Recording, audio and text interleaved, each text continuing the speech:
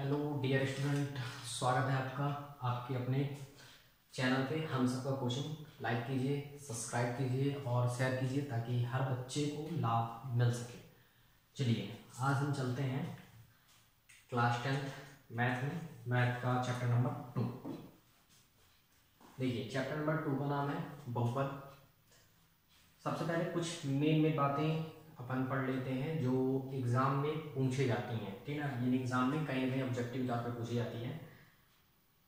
चलिए देखते हैं, और ये जरूरी भी है, अगर हम पढ़ लेंगे तो हमारे लिए ज़्यादा अच्छा रहेगा। चर x में बहुपद px, चर x के बहुपद px में चर की उच्चतम घात बहुपद की घात कहलाती है। ऑब्जेक्टिव में कई बार पूछा गया है, ये खाली स्थान पे इसको छोड़ देता है। ठीक, लिखता है चर x के बहुपद px में x की उच्चतम घात बहुपद की खाली स्थान कहलाती है। क्या कहलाती है? घात कहलाती है। घात एक के बहुपद को रैखिक बहुपद कहते हैं, जिसके घात में क्या हो? एक हो। जैसे देखिए यहाँ पे कुछ नहीं है, मतलब इसके घात में कितना हुआ? एक। तो घात एक के बहुपद को हम क्या कहते हैं? रैखिक बहुपद कहते हैं। इसके घात में आपको कुछ नहीं दिख रहा होगा एक के साथ, यानी ये क्या है? रैखिक बहुपद है। घात दो के बहुपद को द्विघात बहुपद कहते हैं। देखिए घात दो है, यहाँ पे घात का दो का बहुपद ये है, घात दो दिख रहा है, मतलब ये कौन सा बहुपद है? द्विघात बहुपद है। घात तीन के बहुपद को त्रिघात बहुपद कहते हैं। देखिए ये घात तीन का बहुपद है, इसे हम त्रिघात बहुपद कहते हैं। अच्छा, कंफ्यूज नहीं होना है, हम ऐसा भी लिख सकते हैं। चलिए देख लेते हैं। देखिए एग्जाम्पल, जैसे ये ए बी सी अचर राशियां हैं। जैसे मान लीजिए अचर राशि कोई भी अंक हो सकता है, 1 2 3 4। जैसे मान लीजिए 2 है, 2 3, ये क्या है? ये हमारे पास रैखिक बहुपद है, क्योंकि इसके घात में कुछ नहीं, मतलब एक होगा। अच्छा देखिए, अगर मैं इसको ऐसा लिख दूँ 2x घन 3, इसका मतलब द्विघात बहुपद है। अगर मैं इसको लिख दूँ ऐसा, तो इसका मतलब क्या होगा? ये त्रिघात बहुपद है। यानी पावर से, घात से पता चलता है। अगर घात में 1 है तो रैखिक कहेंगे, घात में 2 है तो द्विघात कहेंगे, और घात में अगर 3 है तो इसे हम क्या कहेंगे? त्रिघात बहुपद कहेंगे।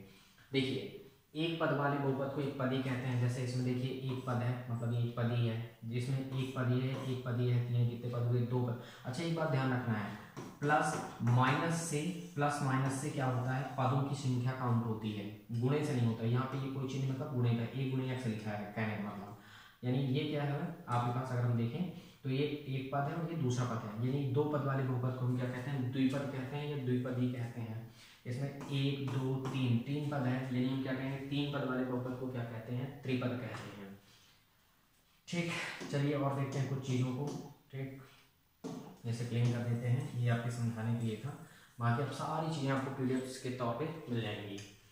नेक्स्ट चलते हैं अपन आगे, देखते हैं थोड़ी से रैखिक बहुपद। अगर जो रैखिक बहुपद है, रैखिक बहुपद का केवल और केवल एक ही शून्यक होता है। रैखिक बहुपद के केवल और केवल, मतलब रैखिक बहुपद के केवल और केवल एक शून्यक होते हैं। यानी रैखिक बहुपद जो होगा उसका एक ही शून्यक होगा। देखिए अगर हमारे पास ये रैखिक बहुपद है ये, ठीक। अच्छा शून्यक क्या होता है? तो शून्यक रियल में x का मान होता है। शून्यक क्या होता है? बहुपद में x का मान होता है। अभी मैं और बताता हूँ आपको। तो देखिए इसका एक ही मान निकलेगा, बराबर मान लेते हैं। अगर हम 0 मान लेते हैं तो देखिए 2x बराबर कितना हुआ? 3 में जाके ऋण 3, तो x बराबर कितना निकला? ऋण 3, और गुणा में चला गया बटे में, तो ऋण 3/2। तो रैखिक बहुपद जो होता है, रैखिक बहुपद का केवल एक शून्यक होता है, और द्विघात बहुपद के 2 शून्यक होते हैं, त्रिघात बहुपद के 3 शून्यक होते हैं। ये हम आपको निकाल के दिखाएंगे। ठीक, यानी रैखिक, अभी सिर्फ आपको याद करना, ऑब्जेक्टिव के तौर पे काफी पूछा जाता है। ठीक, रैखिक बहुपद के कितने शून्यक होते हैं? तो रैखिक बहुपद का केवल एक शून्यक होता है। द्विघात बहुपद के कितने शून्यक होते हैं? 2 शून्यक होते हैं। त्रिघात बहुपद के कितने शून्यक होते हैं? 3 शून्यक होते हैं। ये आपको अभी फिलहाल याद कर लेना है। नेक्स्ट हम चलते हैं। अच्छा एक चीज तो मैं आपको जरूर बताना चाहूंगा, मैं अलग से अंडरलाइन करके भी देता हूँ, थोड़ी मैं इसे सेट करता हूँ। ये जो मेन इंपॉर्टेंट पॉइंट है जो पूछा जाता है एग्जाम पे, बहुपद। चूंकि ये हमारा जो चैप्टर है वो है बहुपद, और हमको पढ़ना है द्विघात बहुपद। कुल मिला के हमारा टॉपिक, जो मेन टॉपिक है, जो चैप्टर है, ये द्विघात बहुपद का है। किसका है? द्विघात बहुपद, मतलब एक ऐसा बहुपद जिसके घात में 2, ठीक है, उसे हम क्या कहते हैं? द्विघात बहुपद कहते हैं।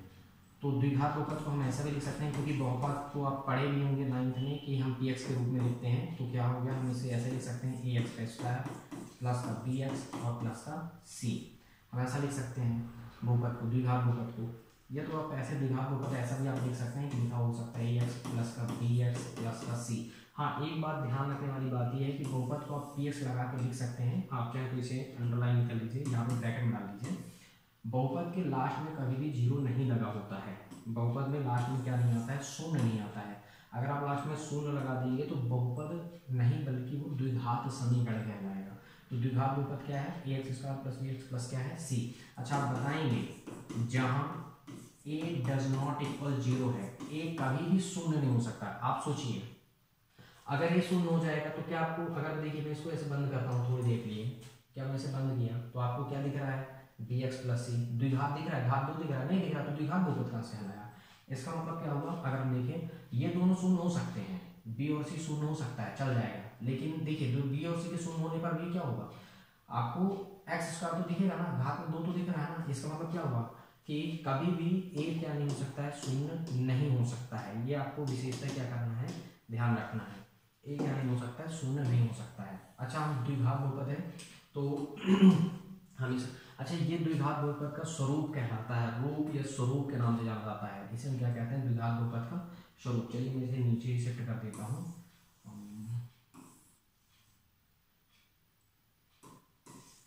हम इसको ऐसा भी लिख सकते हैं,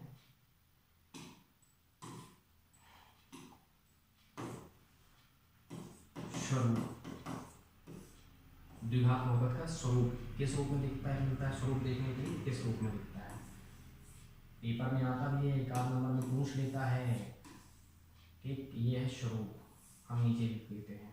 ठीक, आपको बताना पड़ेगा जब भी, यानी द्विघात बहुपद का स्वरूप क्या होता है, तो X square plus B X plus C comma करके लिखना होगा। जहां आप यहीं पे लिख सकते हैं, कॉमा करके लिख सकते हैं ये,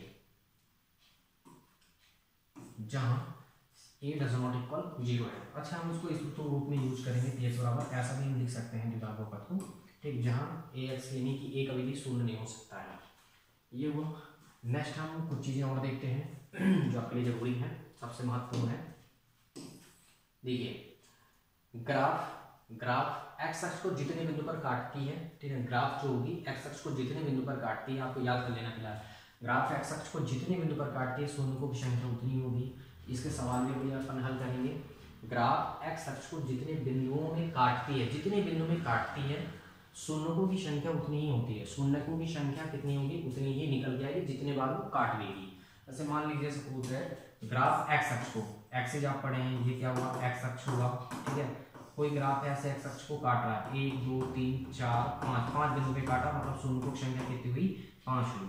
ठीक, अब इससे सवाल भी अपन हल करेंगे। अच्छा, एक बात और, ग्राफ एक्स अक्ष को जितने बिंदुओं में स्पर्श करती है, ठीक है, जितने बिंदु में स्पर्श करती है, शून्यकों की संख्या उतनी ही होती है। ठीक, जितने बार वो छू कर निकलेगी, स्पर्श करेगी, उतनी ही शून्यकों की संख्या होगी।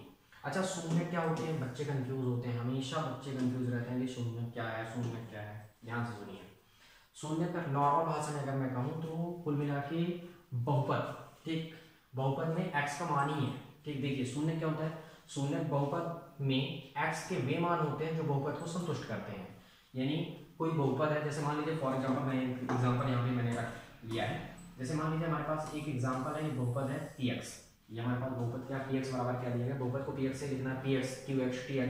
ठीक, जिस फॉर्म में दिया जाए, चार राशियां जो होंगी उसी रूप में लिख देते हैं। जैसे मान लीजिए 2x धन 2 है।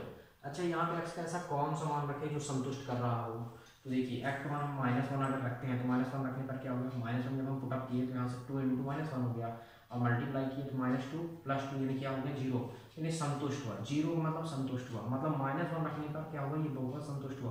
तो हम ये कह सकते हैं कि बहुपद जो px का एक शून्य क्या है, -1 है। ठीक, यानी x के वे, बहुपद में x के वे मान जिनको हम रखने पर शून्य आ जाए, यानी संतुष्ट हो जाए बहुपद, वही मान क्या कहलाता है, उस बहुपद का शून्य कहलाने लगता है। सबसे बड़ी चीज ये है कि हमको शून्य ज्ञात करना है। शून्य ज्ञात कैसे करें, तो एक चीज आप ध्यान रखेंगे, शून्य ज्ञात करने के लिए क्या करने के लिए, शून्य ज्ञात करने के लिए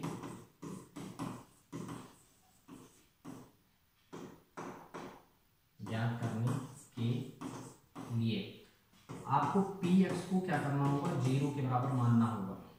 ठीक है, px बराबर 0 मानना होगा। पेपर में आता है बेटा, आपको पूछा जाता है, एक ऑब्जेक्टिव आता है, मैं आपको बता देता हूँ वो किस प्रकार का पूछता है। ऐसा आता है, ये क्वेश्चन बन के आता है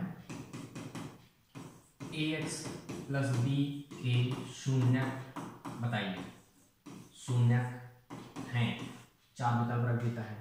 तो कहने का मतलब क्या है कि अगर मैं इसको हल कर रहा हूँ, ये मेरा क्वेश्चन हुआ, मैं इसे अगर हल कर रहा हूँ तो कहने का मतलब है कि पी एक्स मेरे पास है कितना, ए एक्स प्लस बी, शून्य के लिए एक्स का मान तो निकालना है, शून्य ज्ञात करने के लिए बी एक्स को 0 करते हैं और शून्य ज्ञात करने के लिए पी एक्स को 0 कर देंगे, तो यानी एक्स का मान ही शून्य कहलाता है। मोटी मोटी बात ये है कि एक्स का मान ही शून्य कहलाता है। ठीक, तो देखिए अब हम इसको क्या करते हैं, मान लेते हैं। क्या हुआ, अगर हमने माना पी एक्स बराबर 0, तो जब हम यहाँ पे पुट करते हैं तो 0 बराबर क्या हुआ, ए एक्स प्लस बी। अगर मुझे x का मान चाहिए होगा तो मैं b को इधर भेज दूंगा तो माइनस बी हो जाएगा, और कितना हुआ ये ए एक्स। कुल मिलाकर मेरे पास x का मान क्या निकला, गुणा में बटे में चला गया तो माइनस बी और बटे क्या हुआ a, यानी ये आपके पास क्या कहलाया, शून्य निकला। तो इसका शून्य क्या कहलाया, मैं इसको अच्छे से देता हूँ, माइनस बी और बटा ए बराबर कितना हुआ x, यहाँ पे लिख देता हूँ यानी x बराबर मेरे पास माइनस बी बटा ए। तो देखिए ax माइनस बी मतलब ax प्लस बी का शून्य क्या है, माइनस बी बटा ए है। ये पेपर में खूब पूछा जाता है, ऑब्जेक्टिव में भी काफी आता है। ठीक, तो शून्य ज्ञात करने के लिए आपको क्या करना होगा, ax बराबर क्या करना होगा, 0 मान के चलना होगा। ठीक, चलिए देखते हैं। मतलब आपने ये जाना कि ग्राफ, देखिए ग्राफ एक्स अक्ष को जितने बिंदु पर प्रतिच्छेद करती है, मतलब काटती है, प्रतिच्छेद करना मतलब काटती है, शून्य को संख्या उतनी होगी। ग्राफ एक्स अक्ष को जितने बिंदु पर स्पर्श करती है, शून्य को संख्या उतनी होती है। शून्य क्या होते हैं, शून्य बहुपद में x के वे मान होते हैं जो बहुपद को ही संतुष्ट करते हैं, और बहुपद को ये संतुष्ट कर रहा है। देखिए मान लेते हैं थोड़ी देर के लिए कि हमारा क्या है, मान है। ठीक है, अच्छा अगर मैं कोई x का ऐसा मान रखता जिससे 0 नहीं आता, तो इसका मतलब है कि उसका वो शून्य का नहीं है। ठीक है, ये भी ध्यान होना चाहिए। शून्य ज्ञात करने के लिए क्या करना, पी एक्स बराबर 0 मानना होगा, और फिर आप क्या करेंगे, जैसे मान लीजिए क्वेश्चन है, सपोज दैट हम मान लेते हैं कि ये हमारे पास क्या है, क्वेश्चन। ठीक, ये हमारे पास क्वेश्चन है, ए एक्स के शून्य, ठीक है, यानी ए एक्स प्लस बी के शून्य ज्ञात कीजिए। मान लीजिए ये हमारे पास क्वेश्चन होता, शून्य ज्ञात कीजिए, ज्ञात कीजिए। तो पहली चीज बराबर में तो 0 लगा नहीं है, इसका मतलब ये रैखिक बहुपद है, तो हम इसको पी एक्स बराबर क्या मान लिए, ए एक्स प्लस बी। ए एक्स बराबर यानी पी एक्स को हमने 0 किया, 0 करने के बाद हम एक्स का मान निकाल देते हैं, वही उसका क्या कहलाया, शून्य कहलाया। ये ऑब्जेक्टिव में आता है, मैंने कई बार बताया। अब हम नेक्स्ट चलते हैं, आगे देखते हैं। देखिए ये चैप्टर 2 का एग्जाम्पल नंबर फर्स्ट है। ठीक, हमेशा पेपर में आता है, पेपर में क्वेश्चन यहाँ बनता है, ऐसे लिखेंगे, ये तो नहीं लिखेगा क्योंकि ये आकृति में दिया गया है। प्रत्येक आकृति y बराबर पी एक्स, यानी पी एक्स क्या बहुपद है, जहां पी एक्स एक बहुपद है, बता रखा है कि पी एक्स क्या है, बहुपद है, का ग्राफ है। ये पी एक्स का एक ग्राफ दिया गया है। ग्राफों के लिए पी एक्स के शून्य की संख्या ज्ञात करनी है, मतलब ये ग्राफ है, ये है ग्राफ, ये ग्राफ सब प्रोवाइड किए गए हैं। रियल में ये लाइनें जो खींची हुई है इनको आप ग्राफ मानिए, ये ग्राफ है। ठीक, तो इसको मैं थोड़ी से छोटा कर लेता हूँ, क्योंकि आप अपने बुक में देख लीजिएगा, फिर आपको नोट्स में मिल जाएगा सारी चीज़ें कंटिन्यू।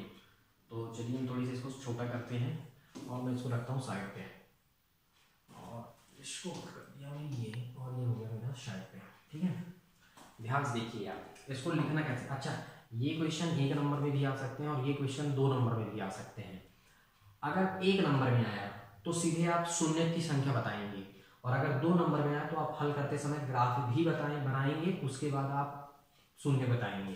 तो चलिए मान लीजिए अभी हम इसको हल करते हैं कि सपोज दैट अभी मैं ये बता दे रहा हूँ कि 2 नंबर में क्वेश्चन आया सपोज। ठीक, तो हमें कैसे करना होगा, हम पहले हल करेंगे तो हमें पहले इस प्रकार इसका ग्राफ बनाना होगा। मैं भी क्रॉप कर लेता हूँ, अपने पास सुविधा है तो हम इसे क्रॉप कर लेते हैं। हालांकि आपको कुछ बच्चे ऐसा भी सोचते हैं कि ये पूरा ग्राफ ड्रॉ करना है, नहीं बेटा ऐसा नहीं करना है, आपको सिर्फ इतना ड्रॉ करना है, इतना सा ड्रॉ करना है कि ये आपका एक्सिस हुआ, ये आपका मूल बिंदु हुआ, और ये आपका ग्राफ हुआ, ऐसे नॉर्मल ड्रॉ करना है। बाकी ये लाइन नहीं खींचनी कि लाइन खींच के दिखाने में बिजी हो जाए, है ना, ऐसा कुछ नहीं करना है। चलिए जैसे मान लीजिए आए, आप हल कर रहे हैं, मान लीजिए मैं हल किया पहला नंबर हल, पहला नंबर। तो देखिए ग्राफ कौन है, कलर चेंज कर देता हूँ, ग्राफ ये, ग्राफ ये एक्स अक्ष है, ग्राफ एक्स अक्ष को कितने बार काटी, यहाँ पे आप बिंदी लगाइए 1 बार, तो इसका मतलब शून्यकों की संख्या कितनी हुई, 1। तो आप क्या लिखेंगे, शून्यकों की संख्या, शून्यकों की संख्या बराबर 1। ठीक, सिर्फ 2 नंबर में क्वेश्चन आएगा तो सिर्फ आप यानी ग्राफ बनाएंगे और बताएंगे शून्यकों की संख्या क्या है, या फिर आप इतना भी लिख सकते हैं, ऐसा भी लिख सकते हैं, पूरा स्टेटमेंट शून्यकों की संख्या बराबर कितना है 1 है। नीचे लिखेंगे आप क्योंकि ग्राफ एक्स अक्ष को एक बार प्रतिच्छेद करती है यानी काटती है। ग्राफ एक्स अक्ष को देखिए, वाई से मतलब नहीं होगा अपन को, वाई ये वाई है, वाई से मतलब नहीं है, हमको मतलब है एक्स से।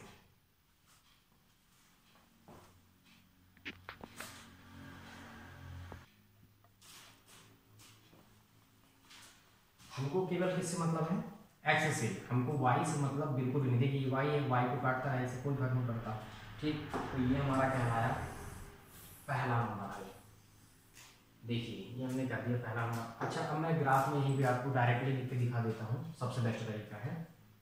तो देखते हैं फर्स्ट पे,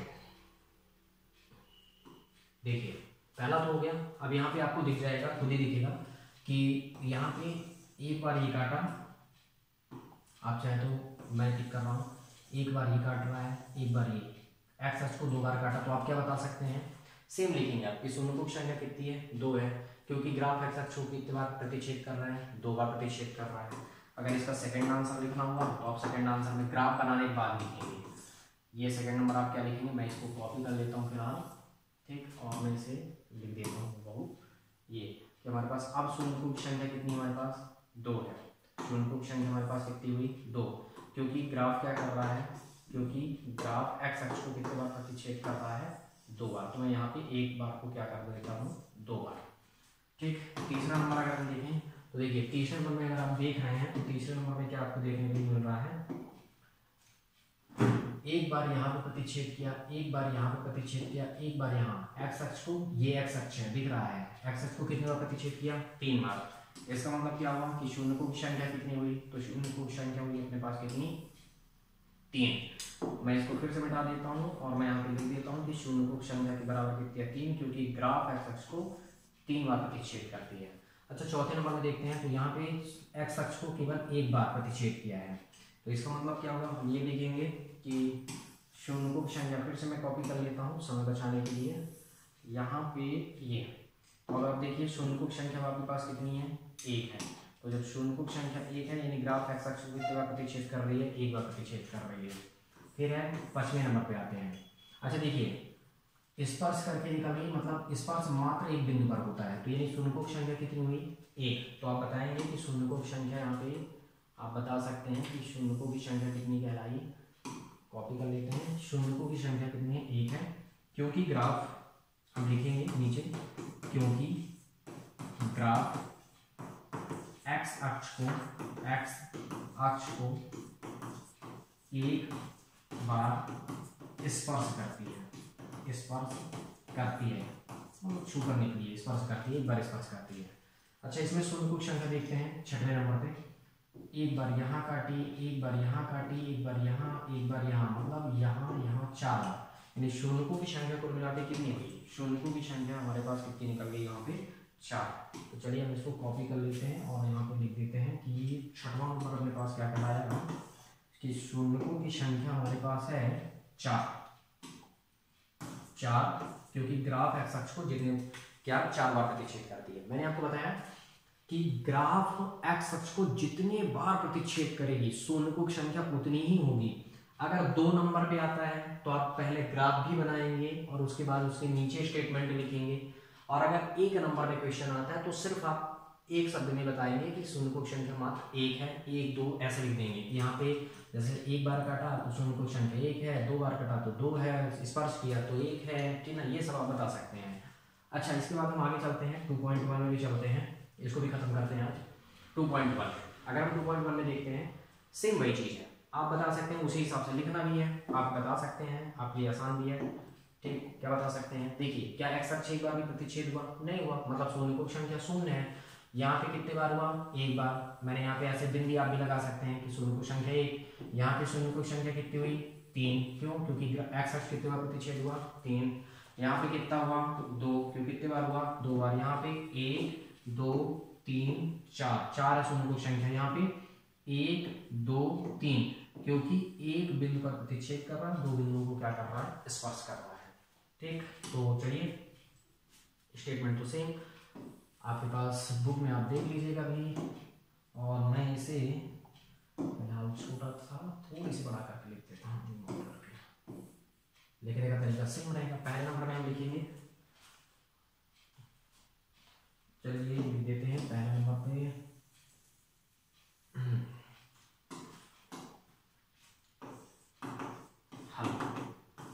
हम लिखेंगे शून्यकों की संख्या, शून्यकों की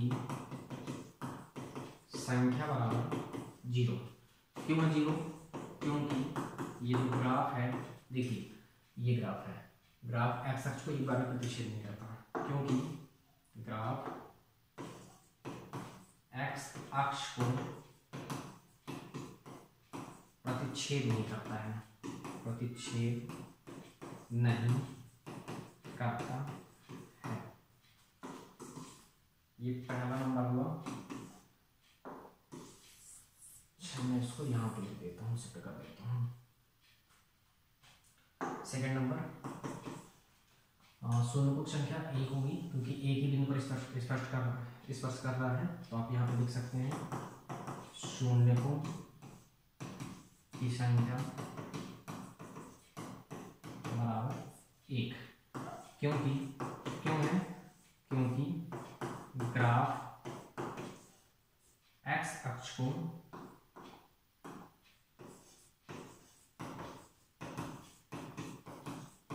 एक बार प्रतिच्छेद करता है, या एक बिंदु में प्रतिच्छेद करता है, एक बार प्रतिच्छेद करता है, या एक बिंदु में प्रतिच्छेद करता है, जो भी आपको लिखना लिख दीजिए। तीसरे नंबर को देखते हैं। तीसरा नंबर में इधर से लिखता हूँ थर्ड। अच्छा, यहाँ पे शून्यकों की संख्या कितनी हुई 1 2 3, यानी शून्यकों की संख्या कितनी हुई 3। तो मैं एक काम करता हूँ, इसको मैं कॉपी कर लेता हूँ, और ये मैं यहाँ पे लिखूंगा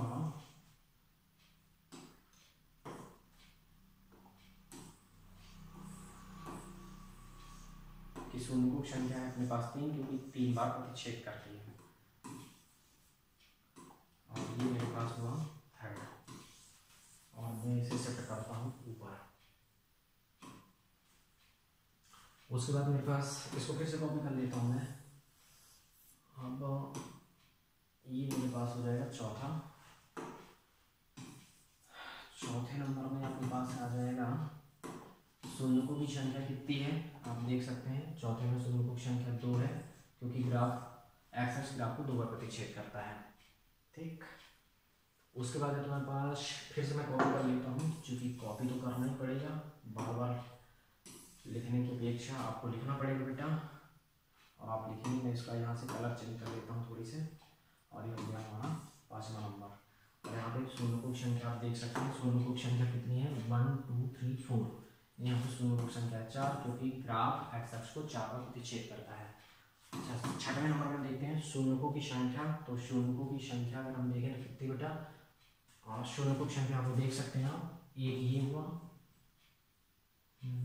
एक आपके पास शून्य ये कटा, एक यहाँ और एक यहाँ, 2 बार इस पास में। शून्य की संख्या कितनी होगी 3। मैं इसको कॉपी कर लेता हूँ, शून्यकों की संख्या हुई 3, शून्यकों की संख्या 3। क्यों, क्योंकि ग्राफ एक्स अक्ष को एक बार प्रतिच्छेद व 2 बार स्पर्श करता है।